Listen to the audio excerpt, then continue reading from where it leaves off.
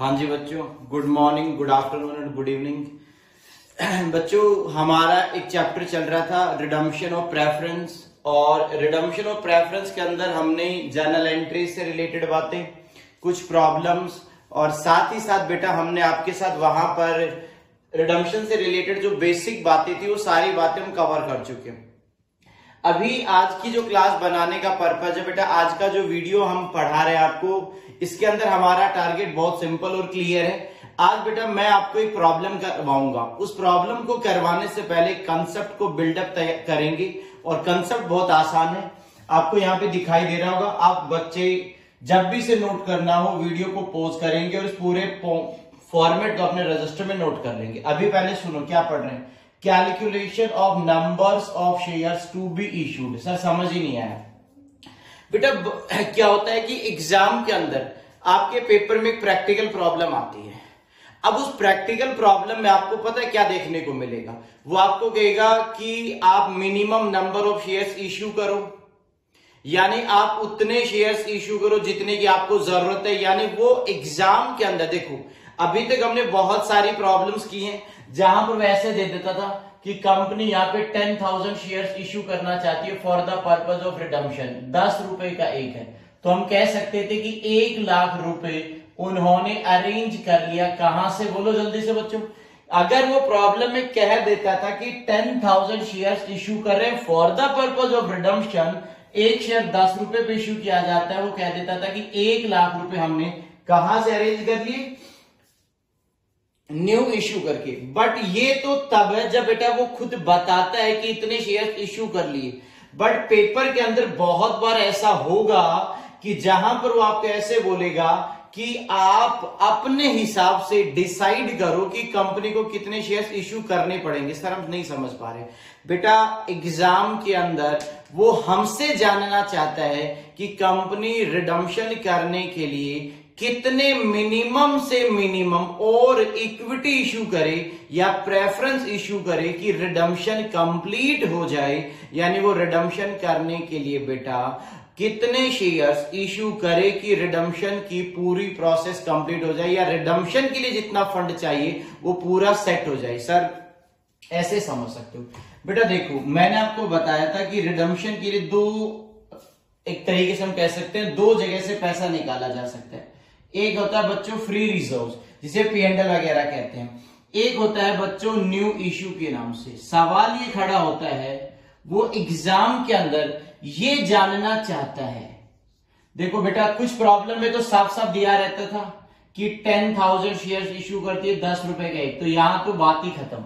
But अगर exam के अंदर वो न्यू इश्यू की इंफॉर्मेशन ना बताए और हमसे उसके बारे में जानना चाहे कि कंपनी को कितने शेयर्स इश्यू करने पड़ेंगे रिडम्पशन के लिए, तो सिंपल है और लॉजिकल है, हमें इसके बारे में नहीं पता। तो हम ये कह सकते हैं कि वो minimum number of shares issue करना चाहते हैं, तो हम कह सकते हैं कि कंपनी सबसे पहले जितने भी उसके पास फ्री रिजर्व्स अवेलेबल होंगे, जितने भी उसके पास प्रॉफिट्स अवेलेबल होंगे, पहले उन सारे प्रॉफिट्स को वो क्या कर लेगी, यूटिलाइज कर लेगी। यानी सबसे पहले कंपनी अपने प्रॉफिट्स को यूज करेगी for the purpose of redemption, और फिर जितना अमाउंट शॉर्टेज रह जाएगा, कम पड़ेगा, उतने पार्ट के लिए बेटा वो न्यू इश्यू लेकर आएगी। यानी दोबारा समझो, कंपनी यहां पर क्या करेगी बच्चों, कंपनी यहां पर ये देखेगी कि हमें कितने रुपए की जरूरत है या कितने रुपए की कमी रह गई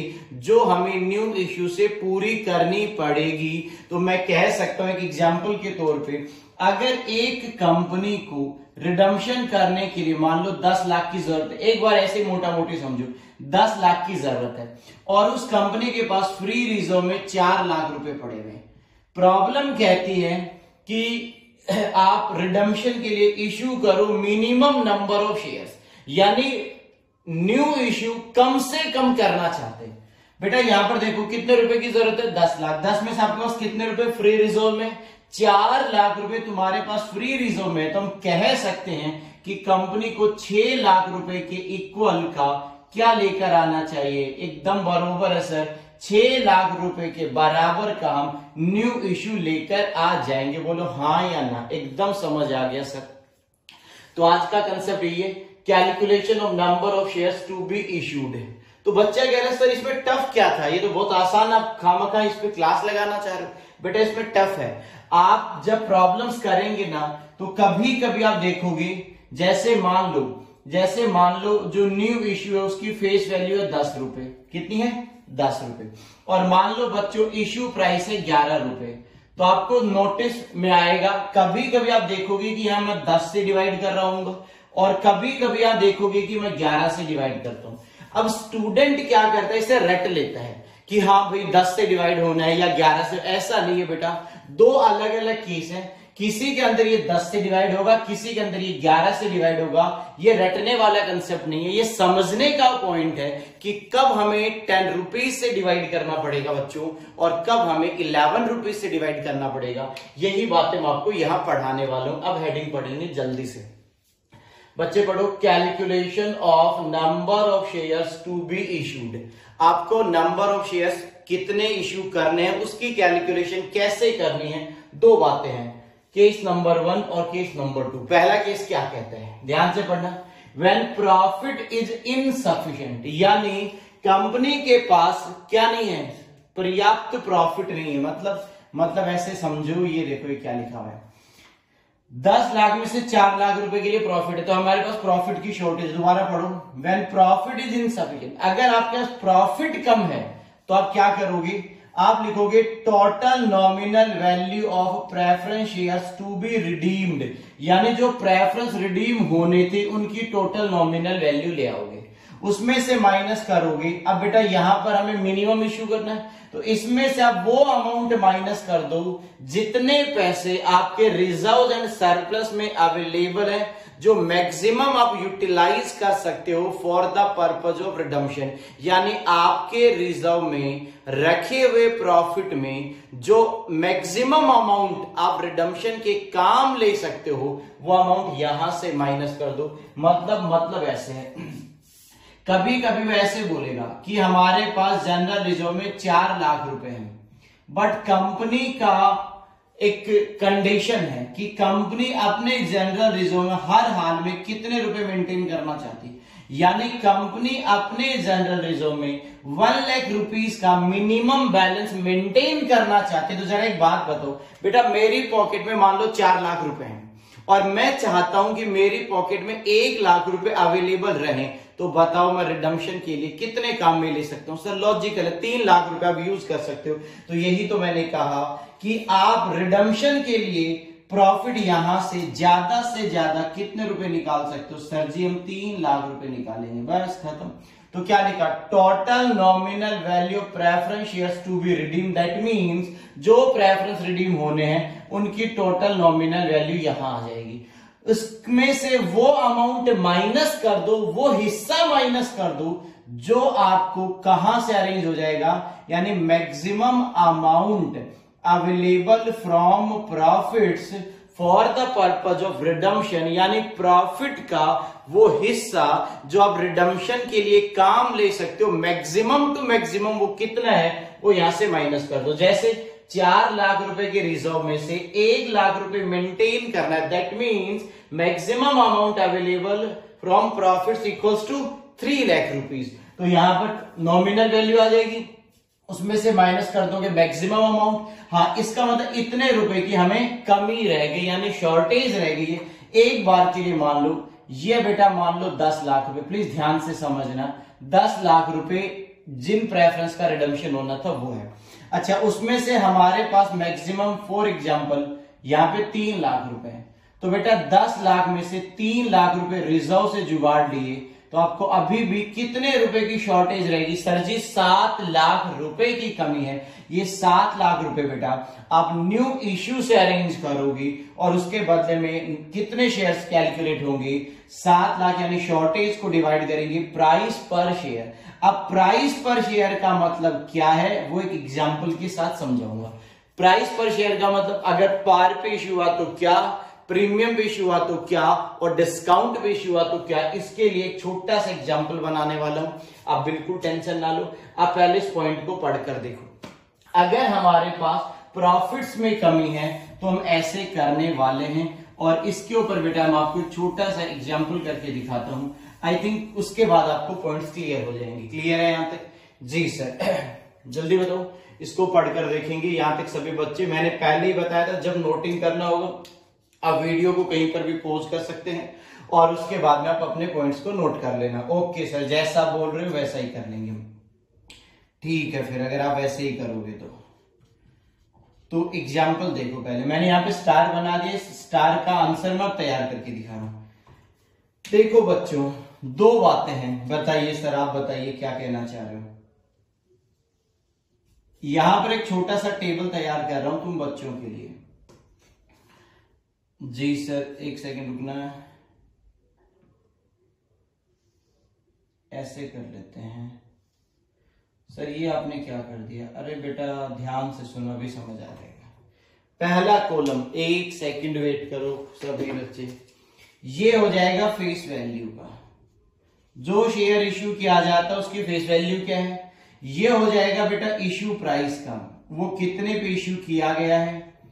और ये हो जाएगा प्राइस पर शेयर, यानी आपको एक शेयर की प्राइस कितने रुपए लेनी है वो यहां पर आ जाएगा। अब देखो ध्यान से समझना, तीन सिचुएशन बनाते हैं। अगर फेस वैल्यू 100 रुपए है, यानी 100 रुपीज का शेयर अगर बच्चों 100 रुपए में इश्यू किया जाता है तो क्या होगा। दूसरा, 100 का शेयर 115 रुपए में इश्यू किया जाता है तो क्या होगा। हालांकि तीसरी सिचुएशन देखने से इलॉजिकल है बच्चों, बट फिर भी मैं एक बार समझा देता हूं।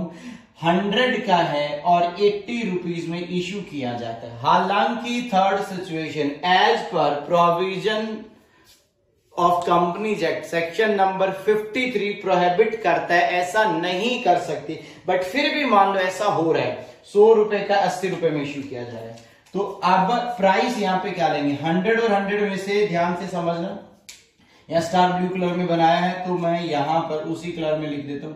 यहां पर 100 रुपए लिया जाएगा, यहां 100 और 115 में से 100 लिया जाएगा, और इसमें से बेटा 80 रुपए लिया जाएगा, यानी ये यहां से डिसाइड होगा। तो यहां पर प्राइस पर शेयर का मतलब क्या है, यानी जब आप इस 7 लाख को नंबर्स में कैलकुलेट करोगे तो 7 लाख डिवाइड होगा। अगर पार पे इश्यू हुआ तो पार पे, अगर प्रीमियम पे इश्यू हुआ तो प्रीमियम पे नहीं लेंगे, पार पे ही लेंगे। और अगर बच्चों डिस्काउंट पे इश्यू किया गया है तो आप डिस्काउंट के बाद की वैल्यू पे ले लोगे। बताओ पहला पॉइंट क्लियर है या नहीं? ये तब जब प्रॉफिट्स की उनके पास कमी हो। सेकंड पॉइंट, ये पॉइंट बड़ा काम का है। देखो यहां पे आपको दिक्कत नहीं है, ये मैं आपको ऑलरेडी बता चुका हूं। यहां पर 100 लेंगे, 100 लेंगे और यहां से लेंगे। यहां पर आपको नंबर्स में थोड़ा कंफ्यूजन होगा। ये पॉइंट क्या, पहले तो वो समझो। कभी कभी ऐसा हो जाता है कि कंपनी के पास रिडम्पशन करने के लिए, प्लीज ध्यान से समझना, कंपनी जब प्रेफरेंस को रिडीम करती है तो रिडम्पशन के लिए बेटा उनके पास प्रॉफिट्स नहीं है, सॉरी बाय मिस्टेक, उनके पास कैश और बैंक बैलेंस नहीं है, यानी उनके पास लिक्विड एसेट की कमी है, यानी लिक्विड रिसोर्सेज नहीं है। यानी शॉर्टेज किस चीज में उनके पास बच्चों शॉर्टेज कंपनी के कैश और बैंक बैलेंस में कमी है। फिर से सुनो, कंपनी के पास प्रॉफिट की ऐसा कोई दिक्कत नहीं, कंपनी के पास प्रॉब्लम चल रही है तो लिक्विड की चल रही है। तो दोबारा समझो, यानी यहां पर कंपनी का पर्पज है कैश अरेंज करना। बात को समझने की कोशिश करो, यहां पर कंपनी का मेन पर्पज है। तो यहां पर हम सीआरआर को इग्नोर कर देंगे एक बार के लिए। हमारा टारगेट है कि हमें कितने लिक्विड रिसोर्सेज की कमी पड़ रही है, यानी कितना कैश बैलेंस कम रह रहा है, उतने रुपए का हम न्यू इश्यू डालेंगे। तो आप फिर से समझो, सेकंड पॉइंट बेटा ये कहता है जब कंपनी के पास लिक्विड में पैसे नहीं हो, यानी कैश और बैंक का बैलेंस कम हो, तब आप कितने रुपए के इश्यू करोगे, उसके बेसिस पे आपको आंसर तैयार करना है। तो देखो, सबसे पहले पहला पॉइंट लिखा मैंने, यहां पर हमारा पर्पज है फंड अरेंज करना, यानी कैश का अरेंजमेंट करना। Nominal value of preference shares, मान लो ध्यान से समझना, जो प्रेफरेंस रिडीम होने थे बच्चों, उनकी टोटल नॉमिनल वैल्यू है 10 लाख। और प्रेफरेंस को रिडीम किया जाता है 10% प्रीमियम पे। एग्जाम्पल के तौर पे तो 10 लाख रुपए बेटा आपको प्रेफरेंस की नॉमिनल वैल्यू पे करनी है और साथ ही साथ नालाई को 1 लाख रुपए उनके प्रीमियम के भी देने हैं। तो बताओ जल्दी से कंपनी की पॉकेट से ईमानदारी से बताओ कितने रुपए जाने वाले। सर इसमें ईमानदारी और बेईमानी क्या होती है? सीधे सीधे पता है 11 लाख रुपए। हाँ वही तो कह रहा हूं, यानी 10 लाख रुपए कंपनी प्रेफरेंस की कैपिटल का पे करना चाहती है, 1 लाख रुपए बच्चों प्रीमियम का देना चाहती है। दैट मीन्स कंपनी की पॉकेट से कितने रुपए जाने वाले हैं? 11 लाख रुपए का आउटफ्लो होगा। इतने रुपए का लिक्विड एसेट चाहिए। अब आप क्या करोगे? कभी कभी वो अब आपको बोलेगा कि कंपनी ने इस 11 लाख रुपए के अरेंजमेंट के लिए अपने किसी फिक्स्ड एसेट को बेचा, अपने किसी इन्वेस्टमेंट को बेचा। अब सीधा सा हिसाब है बेटा, 11 लाख रुपए हमारे पास कैश बैलेंस होना चाहिए। अब हमारे पास कितने रुपए हैं वो माइनस कर दो, कितने रुपए की शॉर्टेज है वो पता चल जाएगा। यानी हम ये जानना चाहते हैं कि हमारे पास कितने रुपए की कमी है, वो हमें जानना है यहां पर। तो 11 लाख रुपए हमें टोटल पे करना है। फिर वो कहेगा कि हमने इन्वेस्टमेंट बेच दी, तो इन्वेस्टमेंट बेचा तो बेटा कैश आया होगा। वो बोलेगा हमने फिक्स्ड एसेट बेच दी, बेटा कुछ भी बेचे, इन्वेस्टमेंट वो बेचे, फिक्स्ड एसेट वो सेल करे, दोनों ही केसेस में यहां पर कहीं ना कहीं फंड आएगा। यहां पर कैश हमारा पर्पस है। फॉर एग्जाम्पल वो कहता है कि हमने इन्वेस्टमेंट वगैरह 1 लाख रुपए में बेची, तो हम क्या कह सकते हैं? हमें टोटल कितने रुपए की जरूरत थी? 11 लाख। 11 लाख में से 1 लाख रुपए तो हमने कहां से जुगाड़ दिए? हमने बेटा इन्वेस्टमेंट को सेल करके 1 लाख रुपए अरेंज कर लिए। इसका मतलब आगे वो बोलेगा बैंक बैलेंस फॉर रिडम्पशन। वो कभी कभी ऐसे बोलेगा कि कंपनी के बैंक में 5 लाख रुपए हैं, एक बात समझने के लिए, बट कंपनी उसमें से 1 लाख रुपए अपने यहां मेंटेन करना चाहती है। ऐसे समझो कंपनी के बैंक अकाउंट में 5 लाख रुपए पड़े हुए, बट कंपनी चाहती है कि हर हाल में उसके पास 1 लाख रुपए मिनिमम टू मिनिमम बैंक में हर दिन अवेलेबल होने चाहिए। अब बच्चों अगर हर दिन बैंक में 1 लाख रुपए रखने हैं तो बताओ कंपनी रिडम्पशन के लिए सिर्फ कितने रुपए निकाल सकती है? टोटल 5 लाख। 5 में से 1 लाख रुपए कंपनी को मेंटेन करने। दैट मीन्स कंपनी के पास रिडम्पशन पर्पस के लिए ओनली 4 लाख रुपीज अवेलेबल है। तो हम कह सकते हैं 4 लाख रुपए वो बैंक बैलेंस यूज कर लेगी। तो सीधा सा पर्पस है कि 6 लाख रुपए की कमी रहेगी यहां पे। फिर से समझो, हमें टोटल कितने पे करने हैं? 11 लाख। 11 में से बेटा इन्वेस्टमेंट बेच दी, हमारे पास 4 लाख का बैंक है, तो 6 लाख रुपए वो हैं जो हमें कहां से अरेंज करने पड़ेंगे? न्यू इश्यू से करने पड़ेंगे। फिर से समझना, इतना फंड चाहिए हमें, इतने रुपए का फंड यानी कैश की जरूरत है, और इतने रुपए के कैश के लिए आपको कितने शेयर्स इश्यू करने पड़ेंगे वो यहां पर कैलकुलेट हो जाएगा, शॉर्टेज और प्राइस पर शेयर। इस बात के लिए मैं एक एग्जांपल तैयार करता हूं और इसको बेटा ध्यान से समझना। लॉजिक वही है, यहां प्राइस पर शेयर कैसे निकालेंगे। तो एक छोटा सा बच्चों एग्जांपल तैयार करता हूं तुम बच्चों के लिए। जैसा अभी तैयार किया था ये समझ लो सेम एग्जांपल ही रहेगा, सब कुछ सेम है। तो सर बोलो, यहां पर बेटा फेस वैल्यू थी, वही मैंने लिखा। यहां पर बच्चों इश्यू प्राइस, और यहां पर फाइनली आंसर है ही तुम्हारा। तो 100 रुपए का अगर 100 रुपए में इश्यू किया जाता है, 100 का अगर 115 में इश्यू किया जाता है, 100 का अगर 80 रुपए में इश्यू किया जाता है, तो आंसर क्या आएगा वो सुन लो। तो फिर से समझना बेटा, यहां पर हमें 6 लाख रुपए के लिक्विड की जरूरत है, यानी 6 लाख रुपए का कैश बैलेंस चाहिए।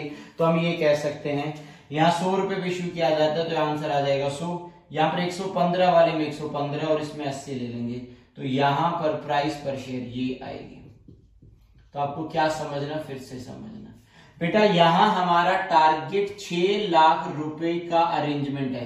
अब पता बच्चे को क्या लग रहा है कि सर ये तो गलत बात है। मैंने बोला क्या गलत है? वो कह रहा है सर आप 6 लाख को 115 से डिवाइड कर रहे हो, हमें ये पसंद नहीं है बात। मैंने बोला क्यों भाई?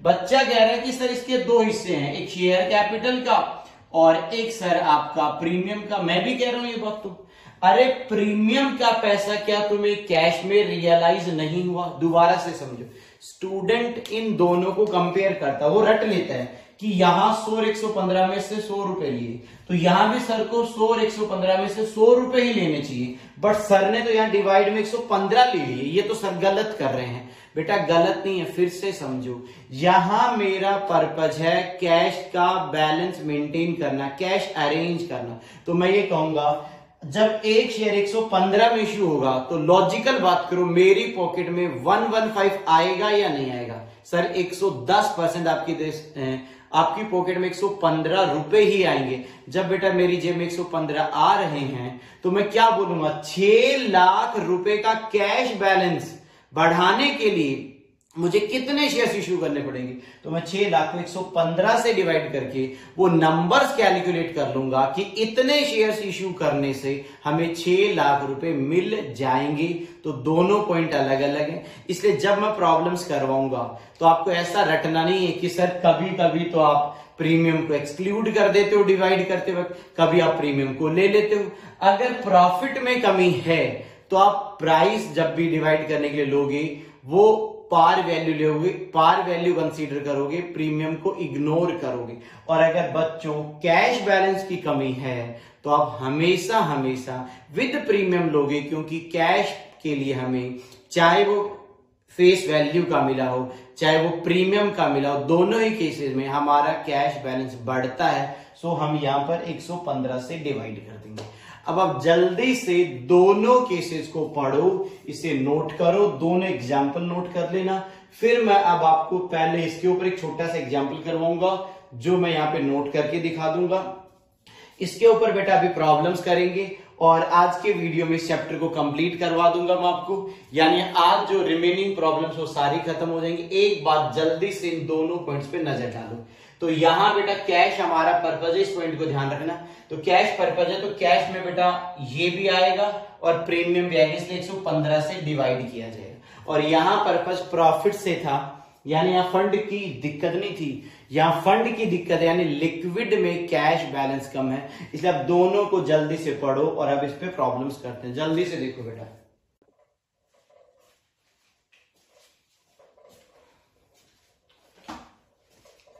हाँ जी बच्चों, तो अभी मैंने आपको समझाया था कि मिनिमम नंबर ऑफ शेयर्स कैसे कैलकुलेट करेंगे। दो अलग अलग बातें बताई थी कि जब हमारे पास फंड की कमी हो तब कैसे होगा, और जब हमारे पास प्रॉफिट्स की कमी होगी तब कैसे होगा। एक एग्जाम्पल मैंने आपके लिए यहाँ पे नोट किया हुआ है, वैसे स्टडी मेट के अंदर है, एग्जाम्पल नंबर 4 के नाम से। उसमें जो काम की बातें बच्चों वो मैंने नोट कर लिया, उसी के बेसिस पे मैं आंसर तैयार करने वाला हूं, ध्यान देंगे।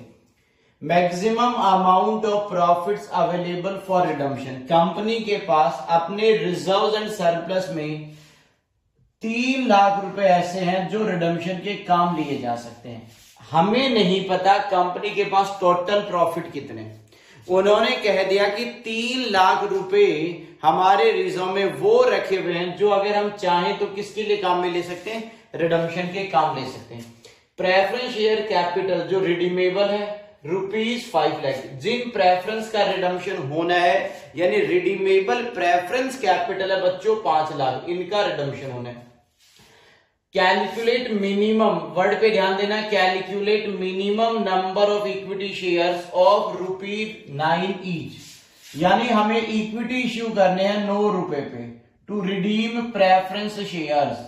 अब आप एक बात पहले क्लियर कर लो, जब मैं हर बार ये प्रॉब्लम करवाता हूं, आपके नोट करने एग्जाम्पल बाद में कर लेना, जब भी मैं कैलकुलेशन करवाता हूं तो बच्चा पता है क्या कहता है, सर जी 9 रुपए में इश्यू किया है, दैट मीन्स डिस्काउंट पे है।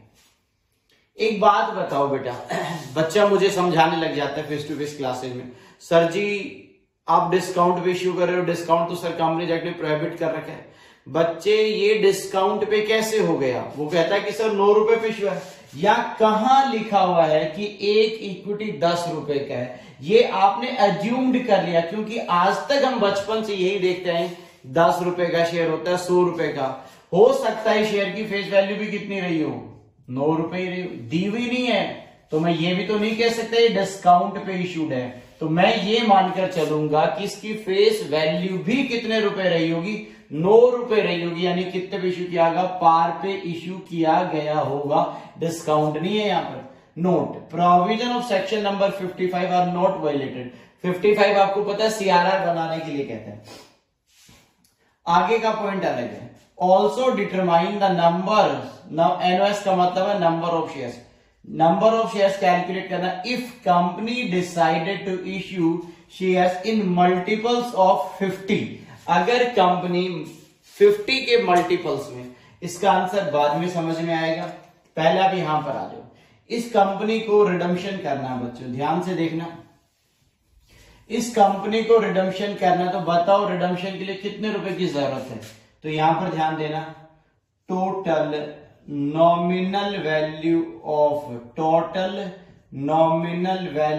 Of preference shares redeemable. जो प्रेफरेंस रिडीम होने हैं उनकी टोटल नॉमिनल वैल्यू बोले तो कितने रुपए सर जी, 5 लाख रुपए, यानी 5 लाख रुपए टोटल नॉमिनल वैल्यू है। इसमें से बच्चों माइनस किया जाएगा, माइनस कर दोगे आप। सर क्या माइनस करेंगे? Maximum amount from profits from reserve and surplus लिख देते हैं। रिजर्व एंड सरप्लस से आप ज्यादा से ज्यादा कितने रुपए निकाल सकते हो? सर हम 3 लाख रुपए निकाल सकते हो। कह सकते हैं हमें कितने रुपए की शॉर्टेज हो गई यहाँ पे, यानी 2 लाख रुपए की बच्चों हमें कमी है, जो हमें इश्यू से अरेंज करना पड़ेगा। यानी हमें शेयर्स इश्यू करके इस 2 लाख रुपए का अरेंजमेंट करना पड़ेगा। तो हम बोलेंगे नंबर ऑफ शेयर्स बराबर 2 लाख रुपए हमें चाहिए और एक इक्विटी इश्यू किया जाएगा 9 रुपए पे। तो 2 लाख रुपए के लिए हमें कितने इक्विटी इश्यू करने पड़ेंगे? तो आ जाएगा 2 लाख डिवाइड अपॉन 9, तो ये आ जाता है 22,222.22 है। तो एक बात बता दूं बेटा, पहली बात तो शेयर्स फ्रैक्शन में नहीं होते हैं, तो अब इसे राउंड ऑफ करके ले लोगे 22,223 शेयर्स। बोलो हाँ या ना। बच्चा कहता है कि सर आप 22,222 क्यों नहीं ले रहे, आपने 23 में क्यों राउंड ऑफ कर दिया? सर हमें तो पढ़ाया गया था 0.5 से कम है तो पहले राउंड ऑफ करते हैं, 0.5 के बाद तो नेक्स्ट फिगर पे ट्रांसफर हो जाते हैं। बिल्कुल सही कह रहे हो बेटा। एक बात बताओ, अगर कंपनियां 22,222 शेयर इश्यू करेगी तो इन्हें पैसे कम पड़ जाएंगे कि नहीं? यानी रिडम्पशन के लिए कुछ पैसे की या कुछ रुपए की फिर से शॉर्टेज रह जाएगी। इसलिए हम ये कहेंगे कि पैसे की कमी ना हो, इसलिए आप एक शेयर ज्यादा इश्यू कर दो कि फंड की दिक्कत ना आए। सेकंड पॉइंट में क्या कहा, अब यहां फ्रैक्शन आ गया। कुछ कंपनी जैसे नहीं इश्यू कर दी 23, 24, 25, वो कहती है कि कंपनी अगर इश्यू करती है मल्टीपल ऑफ 50, यानी 50 के मल्टीपल में वो शेयर्स इश्यू करती है, तो हम ये कह सकते हैं अगर वो 50 के मल्टीपल में इश्यू करती है तो यहां पर आंसर आ जाएगा, अगर आप 50 के मल्टीपल में इश्यू करोगे तो ये हो जाएगा 22,250। यानी कंपनी 20, 21, 22 ऐसे इश्यू नहीं करती है, वो 50 के मल्टीपल्स में इश्यू करती है। तो मैंने इसे 50 के मल्टीपल में कन्वर्ट कर दिया, यानी 22,250। तो ये दो आंसर है। ये लाइन नहीं होती तो आंसर बन जाता 22,223, और ये लाइन आ जाने से इसको मैंने मल्टीपल्स में कन्वर्ट कर दिया तो हो गया 22,250। बोलो हाँ या ना। अगर वो मल्टीपल की बात करता है तो उस मल्टीपल के अकॉर्डिंग आप नंबर चेंज कर दोगे, अदरवाइज आप फ्रैक्शन को हटाकर कंप्लीट डिजिट में उसे कन्वर्ट करके नंबर्स कैलकुलेट कर दोगे। ये एक एग्जांपल था, उसका आंसर अभी अभी मैंने आपको जो बातें समझाई थी वहां पर ये एग्जांपल फिट बैठता है केस नंबर 1 पे, और उसी के बेसिस पे मैंने सॉल्यूशन तैयार करवाया। सभी बच्चे इस आंसर को नोट कर लें और प्रॉब्लम भी नोट कर ली होगी। जल्दी से देखो, कोई डाउट है तो बताओ।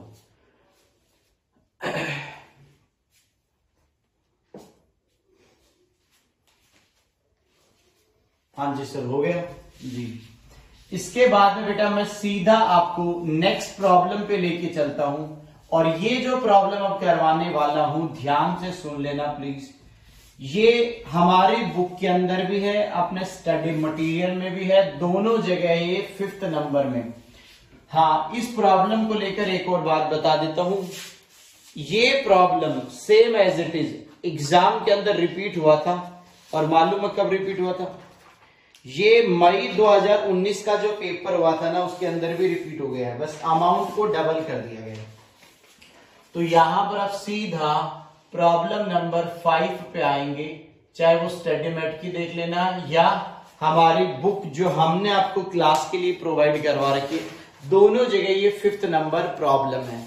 मैं फिर से कह रहा हूं, इसी प्रॉब्लम को बाद में मई 2019 के एग्जाम के अंदर उन्होंने फिर से पूछा, बट अमाउंट को डबल कर दिया। जहां 10,000 थे वहां 20 कर दिया, जहां 15 थे वहां 30 कर दिया, जस्ट डबल करके सेम प्रॉब्लम एग्जाम के अंदर आई, और वो भी मालूम है कितने नंबर में? 10 नंबर में। पहले मैं आपको करवाता हूं, उसके बाद में मई 19 वाली प्रॉब्लम आपको होमवर्क में दे दूंगा, क्योंकि सेम है, तो आप उसे ट्राई करना। और इस बार की बेटा जो आरटीपी आई है, मई 2020 की जो आरटीपी अभी लॉन्च हुई है बेटा, उस आरटीपी के अंदर मैं आपको बता दूं एक प्रॉब्लम है, वो हमारी बुक की प्रॉब्लम नंबर 8 से मिलती जुलती है। मिलती जुलती क्या बोलेंगे? सेम टू सेम है। तो आप मई 20 की आरटीपी की उस प्रॉब्लम को भी एक बार खुद से करके देखना, वो प्रॉब्लम मिलता जुलता 8th नंबर करवा चुके हैं। ठीक है सर, पढ़ते हैं। The balance sheet of x limited on March. उन्होंने एक्स लिमिटेड की बेटा एक बैलेंस शीट दे रखी है, वो भी 31 मार्च की। उसमें सबसे पहला लिखा हुआ बेटा इक्विटी एंड लायबिलिटी, जहां पर सबसे पहले आ रहा है शेयर होल्डर्स फंड, उसमें आ रहा है शेयर कैपिटल जो है 2,90,000 रुपए की। फिर आ रहा है बच्चों रिजर्व एंड सरप्लस, जिसमें है 48,000 रुपीज। फिर आ रहा है सीधा करंट लायबिलिटी, जिसमें आ रहा है बच्चों ट्रेड पेबल 56,500, और बैलेंस शीट का टोटल है 3,94,500। ये हमारी बैलेंस शीट का टोटल है। तो हमें share capital, reserves, current liability और लायबिलिटी साइड का टोटल दिया।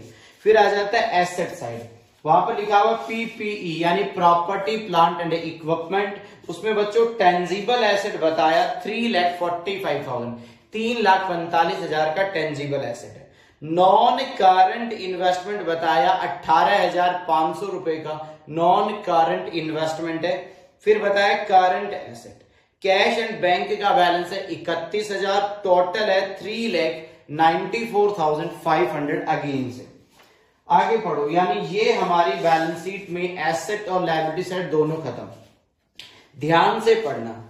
आगे कहता है the share capital of the company consist ₹50 each equity shares of ₹2,25,000। पहले तो यहां देखो, इस कंपनी की बैलेंस शीट के अंदर टोटल कैपिटल 2,90,000 की दे रखी है। आगे ये भाई साहब उसे बाइफरकेट करते हैं कि जिसमें से इक्विटी शेयर कैपिटल है 2,25,000 रुपए की, और एक इक्विटी है बच्चों 50 रुपए का। कोई बात नहीं, इन्होंने डिटेल्स आगे बता दी। 2,90,000 की टोटल कैपिटल, उसमें से इक्विटी है 2,25, 50 रुपए का एक शेयर है, एंड ₹100 ईच प्रेफरेंस शेयर, और प्रेफरेंस शेयर कैपिटल है यहां पर 65,000 की 65,000। तो देखो 290 टोटल, उसमें से 225 और 65,000 ये, और ये जो है एक शेयर 100 रुपए का है, और इश्यू किए गए थे 1 अप्रैल 2001 को। कोई बात नहीं, तो इन्होंने कैपिटल की डिटेल प्रोवाइड करवाई, प्रेफरेंस कितनी, इक्विटी, तो रिडम्पशन तो इसी पार्ट का होगा ना बच्चों। बिल्कुल सही कह रहे हो सर। आगे पढ़ो। आगे कहता है reserve and surplus consider only P&L, यानी कह रहे हैं कि जो आपकी बैलेंस शीट में रिजर्व एंड सरप्लस वर्ड आ रहा है 48,000, उसमें सिर्फ और सिर्फ प्रॉफिट एंड लॉस और कोई दूसरा रिजर्व नहीं है। आगे बढ़ते हैं। In order to facilitate the redemption of preference shares at a premium of 10%, the company decided. कह रहा है कि हमें अपने प्रेफरेंस को रिडीम करना है, और प्रेफरेंस का रिडम्पशन 10% प्रीमियम पे होगा, तो प्रेफरेंस कैपिटल 65,000, प्रीमियम हो जाएगा 6,500, तो टोटल हो गया 71,500 रुपए। बोलो हाँ या ना, एकदम समझ आ गया सर। तो 71,500 रुपए की आपको जरूरत है, पहला पॉइंट पढ़ना। और उसके लिए हमने क्या क्या डिसाइड किया? Point number 1, to sell all the investment to sell, यानी कंपनी ने डिसाइड कर लिया क्या, वो अपनी सभी इन्वेस्टमेंट को बेचेगी, और वो भी 15,000 में। जल्दी से देखो बैलेंस शीट के अंदर इन्वेस्टमेंट है बेटा 18,500 की, उसे बेचा जाएगा 15,000 में। सभी इन्वेस्टमेंट को 15,000 में बेचा, बताओ जल्दी से 3,500 का लॉस हो गया कि नहीं, यानी सेल से हमें नुकसान भी हो गया। Point number B, to finance part of redemption from companies fund subject to leaving a bank balance 12,000। कह रहा हमें रिडम्पशन के लिए जो पैसा चाहिए था उसके अरेंजमेंट के लिए क्या कह रहे हैं, हमें बैंक बैलेंस में 12,000 रुपए मेंटेन करने हैं, यानी हमारे बैंक में जितना भी पैसा पड़ा हुआ है उसमें से हमें 12,000 रुपए क्लोजिंग बैलेंस मेंटेन करना है। तो अगर हम एक सिंपल सी बात करें, अपने बैंक में बेटा 31,000 रुपए, और 31,000 में से 12,000 के तो आप हाथ भी नहीं लगा सकते क्योंकि ये आपको मेंटेन करना है। तो बताओ कितने रुपए बच गए? सर जी हमारे पास 19,000 रुपए का हम बैंक बैलेंस भी यूज कर लेंगे। ये बातें आप सिचुएशन नंबर 2 पे देखो, केस नंबर 2 जैसा नहीं लग रहा? उन्होंने इन्वेस्टमेंट को बेचा, इतना कैश का क्लोजिंग बैलेंस भी मेंटेन करना है। और अब आ गया सी पॉइंट, पढ़ो ध्यान से क्या कह रहे हैं, to issue minimum number of shares. आ गया ना, हमें इश्यू करने minimum number of shares ₹60 each per share to raise the balance fund required. Word underline करो, बैलेंस फंड रिक्वायर्ड, यानी इन्हें किसकी जरूरत है? इन्हें बेटा फंड की जरूरत है। और आप बच्चों को ये बात भली भांति पता है, जब फंड की जरूरत होती है तो हम उसके लिए क्या कंसीडर करते हैं, इश्यू प्राइस में प्रीमियम भी ले लेते हैं। यानी आपको मैंने अभी नहीं करवाया था 2 केस, पहले केस में हमारे पास प्रॉफिट इनसफिशिएंट थे, सेकंड में हमारे पास किसकी कमी थी, फंड की कमी थी। तो फंड की प्रॉब्लम की है, फंड की कमी वाली प्रॉब्लम है। तो कैसे, दोबारा समझना। बच्चा कहता है एक इक्विटी कितने में इश्यू हुआ, 60 रुपए में। हमसे पूछा गया है calculate minimum number of shares, कितने नंबर्स इश्यू करने पड़ेंगे। बच्चा कह रहा है कि सर आपको क्या पता है प्रीमियम पे। अरे नालायको, यहां देखो ना, कंपनी की नॉर्मल इक्विटी शेयर कैपिटल थी 225, उसमें लिखा हुआ साफ साफ एक इक्विटी कितने का, 50। इसका मतलब 60 रुपए में 50 रुपए तो बेटा कैपिटल के और 10 रुपए बच्चों प्रीमियम के, तो 50 ये और 10 ये। बोलो हाँ या ना। ये मैंने एक बार आपको प्रॉब्लम समझाई, प्रॉब्लम के पॉइंट्स पढ़े, और लास्ट में साफ साफ लिखा हुआ है क्या, कि यहां पर आपको जर्नल एंट्रीज पास करनी है, और जर्नल एंट्रीज के साथ साथ आपको एग्जाम के अंदर उनसे रिलेटेड जो भी बैलेंस शीट बन सकती है वो भी बनाकर दिखानी है। तो अब मैं बेटा सॉल्यूशन तैयार करूंगा, आप आराम से एक एक पॉइंट को समझना। एक बार यहां तक प्रॉब्लम को पढ़कर देखो। जी सर, प्रॉब्लम नंबर 5 है बेटा ये। अब हम सीधा सॉल्यूशन के ऊपर आपको लेकर चलते हैं, बिना अपना टाइम इधर उधर बर्बाद किए हुए। सर स्टार्ट करो। तो एक बात बताओ, सबसे पहले तो हमें ये जानना चाहिए कि हमारे पास कितने फंड की कमी है, यानी हमारे पास कितना पैसा कम रह गया, या मैं दोबारा से बोल देता हूं कि कितने रुपए हमें अरेंज करने पड़ेंगे मार्केट में जाकर इश्यू से, यानी मार्केट में जाएंगे और शेयर इश्यू करके हमें कितने पैसे लाने पड़ेंगे ये जान लेते हैं। इसको जानने के लिए मैं आपके साथ एक वर्किंग नोट बनाता हूं बच्चों, यहां पे बनाइए सर। और ये working note cash oblique bank account का है। ये मैं एक आपके लिए कैश एंड बैंक अकाउंट तैयार करता हूं, और बहुत सिंपल अकाउंट होगा, सिर्फ ध्यान से सुनना आपको। वर्किंग नोट है बेटा और कुछ नहीं है। तो बताइए सर, सबसे पहले एक बात बताओ, हमारे पास कैश का ओपनिंग बैलेंस कितना था? प्रॉब्लम में देखो हमारे पास 31,000 रुपए। तो मैं ऐसे कह सकता हूं हमारे पास ओपनिंग में कैश का बैलेंस है 31,000। इतने रुपए तो हमारे पास अवेलेबल हैं, बरोबर। और यहां पर बेटा हमें प्रॉब्लम में साफ साफ दिया हुआ है कि हर हाल में कितने रुपए का बैलेंस मेंटेन करना है। सर आपको 12,000 रुपए मेंटेन भी करने हैं। तो एक बार देखते रहो कि हमारे पास कैश में 31,000 रुपए थे और हमें मेंटेन करने हैं 12,000। ठीक है, इस प्रॉब्लम में बोला गया था कि उन्होंने इन्वेस्टमेंट को बेचा, इन्वेस्टमेंट को बेचा तो कैश आया होगा। तो यहां पर आ जाएगा टू इन्वेस्टमेंट। इन्वेस्टमेंट थी 18,500 की, बट बच्चों सेल किया गया 15,000 में, तो 15,000 रुपए और आ गए। तो ध्यान से समझना, इतने रुपए पहले से थे 31,000, 15,000 इन्वेस्टमेंट के सेल करने से आ गए। अच्छा, आपको पता है जब हम रिडम्पशन करेंगे तो प्रेफरेंस शेयर होल्डर को पेमेंट भी करना पड़ेगा, यानी प्रेफरेंस शेयर होल्डर को कितना देना पड़ेगा वो हमारी जेब से जाएंगे।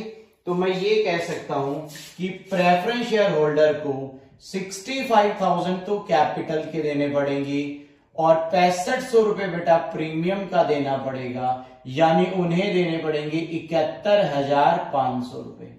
तो हम ये कह सकते हैं कि हमारे को कितने रुपए की जरूरत है, 71,500 तो हमें प्रेफरेंस शेयर होल्डर को देने हैं, 12,000 का कैश बैलेंस होना चाहिए, तो 83,500, उसमें से 31,000 तुम्हारे पास अवेलेबल है और 15,000 का इन्वेस्टमेंट बेचा, तो तुम्हें 37,500 रुपए का इश्यू करना पड़ेगा।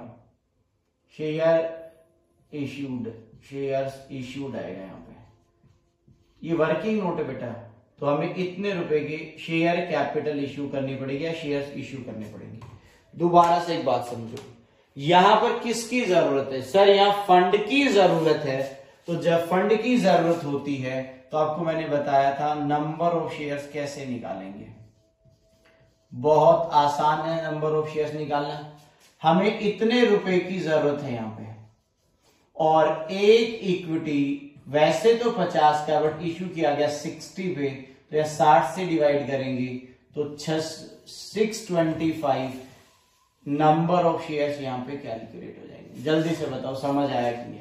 मैंने यहाँ पर कुछ नहीं किया, मैंने एक सिंपल फॉर्मेट लगाया कि हमें कितने रुपए का कैश बैलेंस चाहिए या कितने रुपए कैश अरेंज करें या कितने रुपए का कैश अरेंजमेंट करना पड़ेगा, कहां से? इश्यू करके। तो मैंने क्या कहा, इतने रुपए, ध्यान से समझना, इतने रुपए हमारे पास थे, इतने रुपए इन्वेस्टमेंट को बेचने से आए, इतने रुपए हमें पे करने थे और इतना क्लोजिंग रखना है, तो ये प्लस करके ये माइनस करेंगे, तो इतने रुपए हमें शेयर्स इश्यू करके अरेंज करने पड़ेंगे और इसके लिए हमें 625 शेयर्स इश्यू करने पड़ेंगे।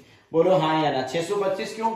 यहां पर फेस वैल्यू से डिवाइड नहीं होगा, यहां इश्यू प्राइस से डिवाइड होगा। रीजन सिंपल है बेटा, क्योंकि यहां फंड में शॉर्टेज, और जब फंड में शॉर्टेज होती है केस नंबर बी बनता है, और बी सिचुएशन में मैंने आपको बताया था कैसे नंबर्स कैलकुलेट किया जाएगा। जल्दी से देख सकते हो आप।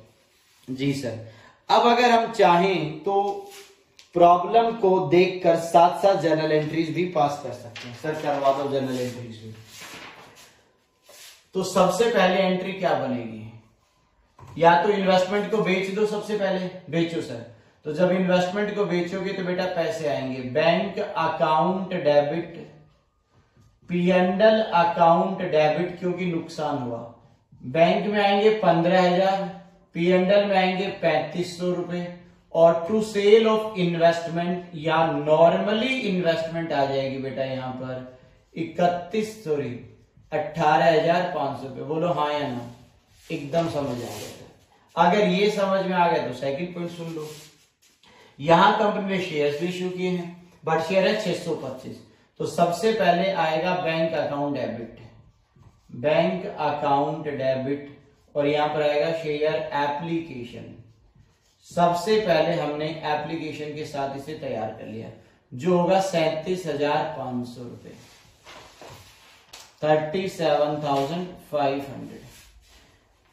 अब इस एप्लीकेशन का पैसा कैपिटल में ट्रांसफर होगा, तो एंट्री बनेगी शेयर एप्लीकेशन अकाउंट डेबिट, और यहां पर आएगा टू शेयर कैपिटल। तो यहां पर आएगा, नंबर्स तो थे 625 इंटू में 50, और यहां पर आएगा टू सिक्योरिटी प्रीमियम 625 इंटू में 10 रुपए के हिसाब से। तो बेटा जल्दी से 625 को आप मल्टीप्लाई करोगे तो सर ये कितना आ जाएगा?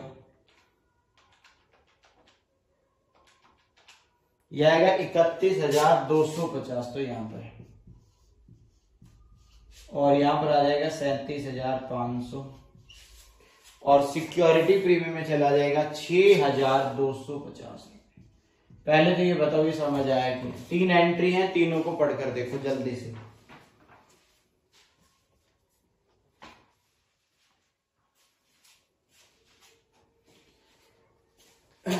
पढ़ लिया जी सर। पहली एंट्री में हमने इन्वेस्टमेंट को सेल कर दिया, दूसरी में हमें इतने रुपए यहां से अरेंज किया ना बेटा, ये देखो ये 37,500 कहां से आए, आप ये देख सकते हो ये यहां से आए हैं। बट 625 शेयर है तो कैपिटल में आएगा 625 इंटू 50 और 10 रुपए एक्स्ट्रा प्रीमियम में चला जाएगा। क्लियर जी सर। अब फोर्थ पॉइंट पे चलते हैं। जब हम बात करेंगे फोर्थ पॉइंट की तो एंट्री क्या बनेगी, अब रिडम्पशन स्टार्ट होगा तो रिडम्पशन की अमाउंट ड्यू करेंगे, तो एंट्री बनेगी preference share capital account debit, preference share capital account debit है तो यहां पर आ जाएगा 65,000। फिर आएगा premium on redemption, premium on redemption account debit, redemption पे प्रीमियम आ जाएगा 6,500 और 2 आ जाएगा PSH यानी प्रेफरेंस शेयर होल्डर 71,500 रुपए।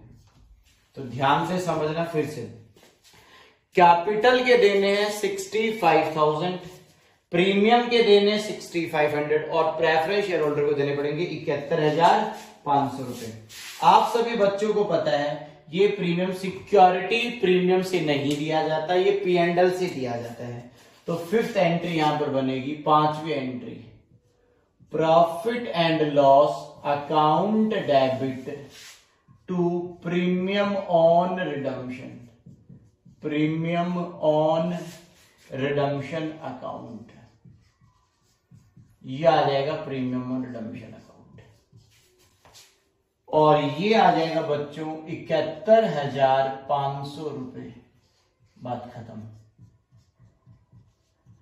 नहीं सर क्या कर रहे हो, प्रीमियम और रिडम्पशन सर जी मरवाओगे, 6,500 है बच्चों। बेटा मैं देख रहा था तुम्हारा ध्यान यहीं पे है या नहीं, बाकी मुझे तो पता ही था ना कितना आएगा।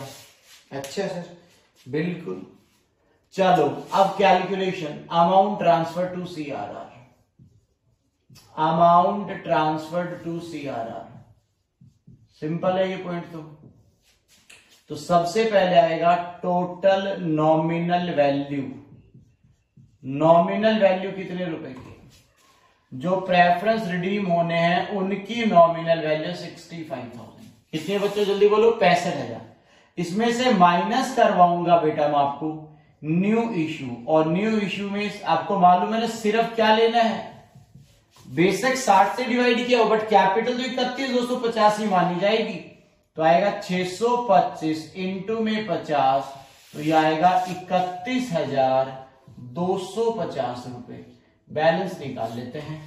तो कैलकुलेटर है हमारे पास जी सर, तो बेटा चलाओ उसे, क्या कर रहे हो, 31,250 ये आएगा 33,750। एक्सपर्ट हो बेटा, अब तो CRR में अमाउंट ट्रांसफर करना तो यार आ ही गया होगा तुम्हें। जी सर हमें सर पूरा चैप्टर आ गया, अब बिल्कुल टेंशन ना लो। P&L अकाउंट डेबिट और टू CRR यानी कैपिटल रिडम्पशन रिजर्व। अच्छी बात है तुम्हें पूरा चैप्टर समझ आ गया तो, बट फिर भी बेटा मैं एक बार आपको करवा रहा हूं। ओके सर जैसी आपकी इच्छा। और last preference share holders account debit और बैंक अकाउंट क्रेडिट, और लास्ट में बेटा इन्हें 71,500 रुपए में पे कर दूंगा। That's all. अगर ये समझ आ गया तो जल्दी से आप इसे नोट कर लो, अगर नहीं किया है कोई डाउट है तो देखो जल्दी से, उसके बाद में बैलेंस शीट तैयार करेंगे इसकी।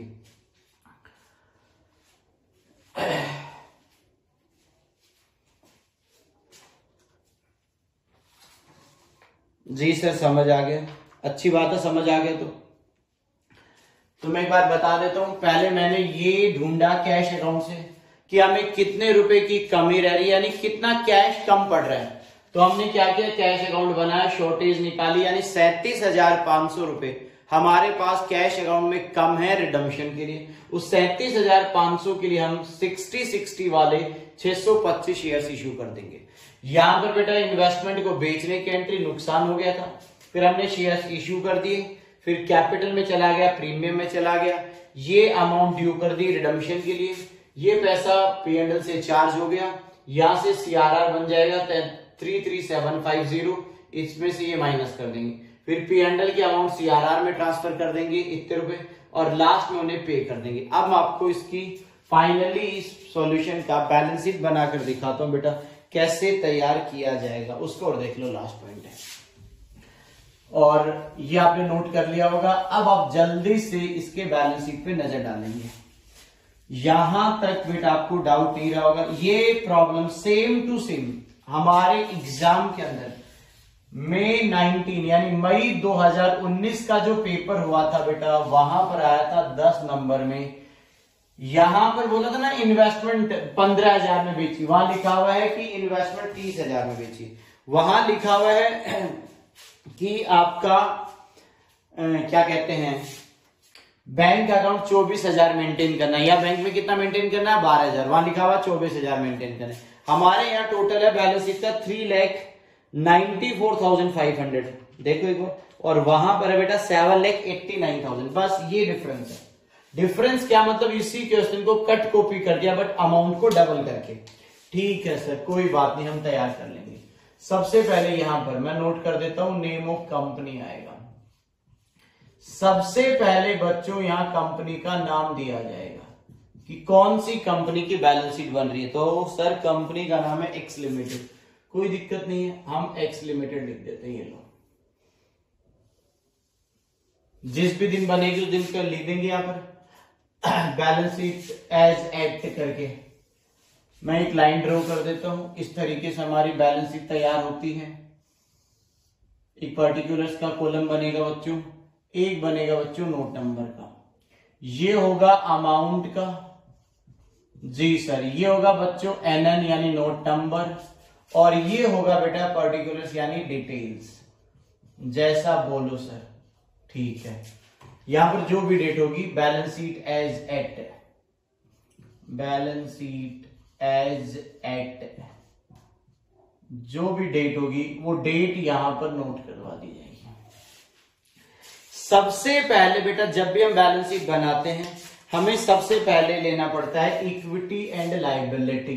तो यहां सबसे पहले आएगा, ये देखो, इक्विटी एंड लायबिलिटीज, ये हमारा हेडिंग हो गया, जो प्राइम हेडिंग है यहाँ का, लायबिलिटी साइड का।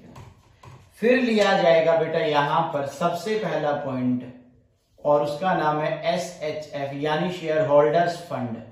अब बच्चों शेयर होल्डर फंड में सबसे पहले आएगा शेयर कैपिटल, यहां पर सबसे पहले लिया जाएगा बेटा शेयर कैपिटल। इस पे बच्चों एक नोट तैयार होगा, अभी बनाकर दिखाएंगे, नोट नंबर 1 बनेगा। फिर आएगा बेटा reserve oblique surplus, reserve oblique surplus, second note, note number 2। Okay sir, जैसा आप बोलो। यहां बेटा नोट नंबर 1 तैयार करने जाता हूं मैं। जब नोट नंबर 1 पे गया तो पहले तो आ जाएगा पुरानी इक्विटी शेयर कैपिटल, जो कि है 2,25,000। ध्यान से सुनो बेटा, बैलेंस शीट में देखो पहले से टोटल कैपिटल 290 थी, उन्होंने बाइफरकेट किया तो 225 की तो इक्विटी थी और 65,000 के प्रेफरेंस। प्रेफरेंस का बच्चों रिडम्पशन हो चुका, तो बचा तो क्या बचा, इक्विटी। इसके अलावा अभी अभी कंपनी ने 625 शेयर्स और इश्यू किए थे और 50-50 रुपए की रेट पे। इससे बेटा टोटल कैपिटल आ जाएगी 625 इंटू 50 प्लस 2,25,000। तो कैपिटल हो गई हमारी यहां पर, सर पहले की कितनी थी, कुछ गड़बड़ कर रहे हैं क्या सर?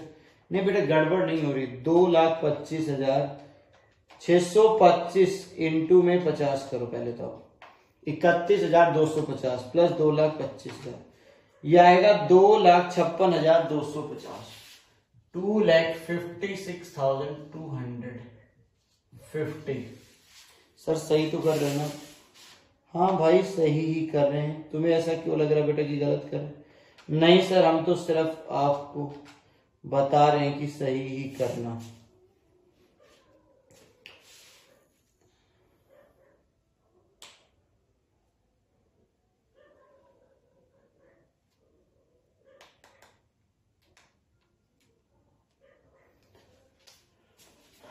हाँ ठीक है सर, 2,56,250 यहां पर आ जाएगा।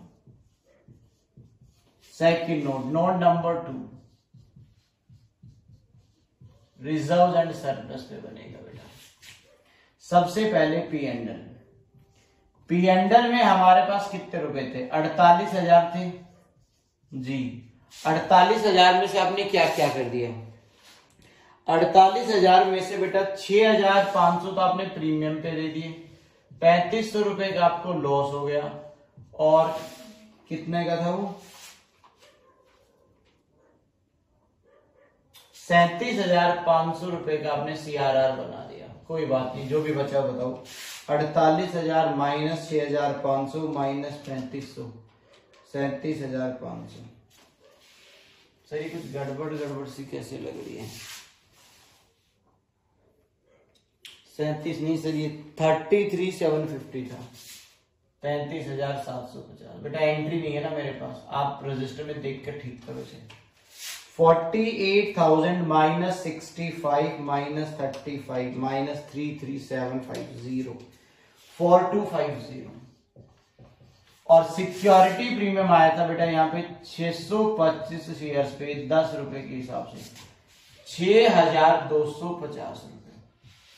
तो 6,250 रुपए प्लस कर दो इसमें 10,500 रुपए, यहां पर आ जाएगा 10,500। फिर आएगा बच्चों सेकंड पॉइंट, करंट लायबिलिटी, जिसमें आएगा ट्रेड पेबल। पहले जितना था उतना ही अभी भी आएगा, ये होगा समथिंग 56,500। इसका टोटल लगा दो तो ये आ जाएगा सर हमारा कुछ इस तरीके से 3,23,250। ठीक है, 3,23,000 256,250 प्लस 10,500। सर गड़बड़ करवा रहे हो बेटा, क्या हो रहा है? ये CRR नहीं लिखा है ना बच्चों। CRR बनेगा 33,750 का। ये गड़बड़ नहीं होगी बेटा यहाँ पे? जब आप ध्यान नहीं दोगे बातों पे तो गड़बड़ तो सर होगी ना। तो बेटा मैंने बोला ना, आप साथ साथ थोड़ा कैलकुलेशन भी किया करो बच्चों। अब मेरे को बारी बारी पुरानी बैलेंस शीट भी देखनी पड़ती है, तो सर अब कर लो आप टोटलिंग एक बार। 4,4,250 प्लस 5,6,500 2,56,250 3,57,000। ठीक है, तो यहां पर हमने शेयर कैपिटल अलग कर दी, रिजर्व अलग कर दिए। रिजर्व का टोटल गड़बड़ क्यों कर रहा था मेरा? क्योंकि मैंने CRR को यहां नोट नहीं किया था। CRR भी तो बना बेटा, ये देखो 33,750। उसके बाद में आएगा एसेट्स, और एसेट में सबसे पहले आएगा PPE, property plant and equipment. उसमें बेटा टेंजिबल एसेट दी हुई इन्होंने, इसमें कोई बदलाव नहीं है, जितनी पहले थी उतनी अभी हो जाएंगी 3,45,000। बट हमारे पास करंट एसेट में कैश का बैलेंस बदल जाएगा। बेटा हमारे पास पहले था सर, वैसे नोट बनाने की जरूरत नहीं है, अब सीधा सीधा लिख दो ना, क्योंकि कैश का क्लोजिंग बैलेंस 12,000 ही रखा हमने। कैश अकाउंट बनाया था ना, तो कैश में 12,000 ही तो रखा था, तो ये 12,000 आप लास्ट में ले लो। तो 3,45,000 प्लस 12,000 3,57,000। चलो बहुत बढ़िया, समझ आ गया जी सर। तो ये हमारी बैलेंस शीट बन के तैयार होगी, बहुत आराम से बन गई है। यहाँ कैपिटल। अच्छा एक बात बता देता हूं, आप शायद स्टडीमेट देखोगे, जहां तक मेरे को ध्यान आ रहा है स्टडीमेट के अंदर यहाँ कैपिटल ना 60 रुपए के अकॉर्डिंग ले रखी है, जबकि मेरा मानना ही गलत है। रीजन, क्योंकि कैपिटल 50 रुपए की है, 10 रुपए प्रीमियम में ही जाना है तो प्रीमियम आएगा। उन्होंने इसको भी यहाँ पे ले रखा है। इसीलिए जब आप स्टेटमेंट की एंट्री देखोगे तो उन्होंने पता है जब इशू की एंट्री क्या बनाई होगी, bank account debit to share application, और बाद में किया होगा share application to share capital, और उन्होंने एंट्री कर दी होगी 37,500 से। मैंने आपको एंट्री कैसे करवाई है, ऐसे करवाई है, मैंने करवाई है bank account debit to share application 33750, फिर मैंने करवाया share application 33750 debit to share capital, मैंने करवाया होगा आपको 31 या 33,000 जो भी आ रहा है वो, और टू सिक्योरिटी प्रीमियम में भेजे होंगे मैंने 6,250। उन्होंने सिक्योरिटी प्रीमियम में ट्रांसफर नहीं किया, उन्होंने शेयर कैपिटल के अंदर ही उसे रखा। मेरे को लगता है ऐसा नहीं करना चाहिए, मैं अलग अलग करके दिखाऊंगा बेटा। हम जो कर रहे हैं बिल्कुल सही है, प्रीमियम यहां जाएगा, कैपिटल यहां जाएगी, क्लियर है। अब आपको एक और बात बता दूं, इसी से मिलता जुलता 2019 के अंदर एक प्रॉब्लम आ चुका है 10 मार्क्स के अंदर, वो बेटा आज आपको होमवर्क के अंदर करके देखना है। ये हमारे होमवर्क का पार्ट हो जाएगा, मई 2019 का 10 नंबर का एक पार्ट। तो ये हमारा एक सॉल्यूशन तैयार हो गया, इसमें मैंने पूरी प्रॉब्लम करवाई, जर्नल एंट्रीज और बैलेंस शीट भी आपको बनाकर दिखाई। जल्दी से आप इसे देखो, इसके अंदर कोई डाउट है तो बताइए, और नहीं है तो आप इसे नोट कर सकते हो। जल्दी से देखेंगे बच्चों।